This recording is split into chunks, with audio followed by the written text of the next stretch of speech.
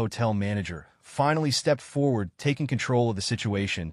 "Miss Bulick, Mr. Reeves, please allow me to express our deepest apologies." Heather turned to him, almost pleading for help, but the manager didn't even glance at her. He was only focused on Sandra and Keanu. "This is not how we treat our guests. I assure you this situation will be corrected immediately." Heather shrank even further. Keanu continued watching her, as if waiting for her to admit it herself, but Heather would never do that. She just stood there, heart-pounding, fists clenched tightly at her sides. She wanted this moment to end, but Keanu wasn't going to make it easy for her.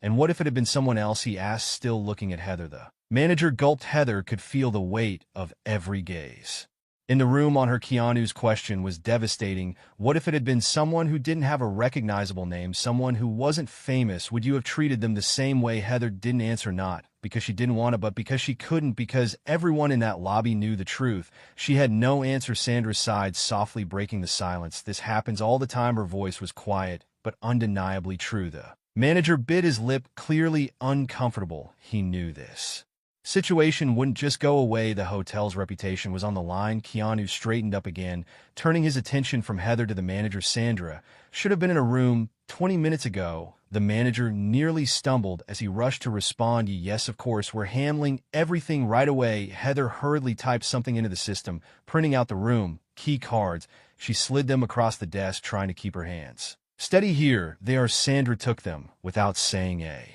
word, but Heather couldn't look away. She waited for Sandra to say something, maybe, and "It's okay. Maybe these things happen." But it never came. Sandra didn't give her another second of attention. Heather no longer existed to her, and somehow that hurt more than anything Sandra could have said. Keanu picked up Sandra's small suitcase, ready to walk her to the elevator. The couple by the fireplace still watched in st silence. The man at the bar, the one who had taken the photo earlier, didn't take another one, because he knew the moment had already been immortalized. Sandra and Keanu walked together toward the elevator. All eyes followed them until the doors slid shut, and when they did, Heather felt the weight of the entire night collapse on her shoulders. She had just made the biggest mistake of her career, and deep down she knew this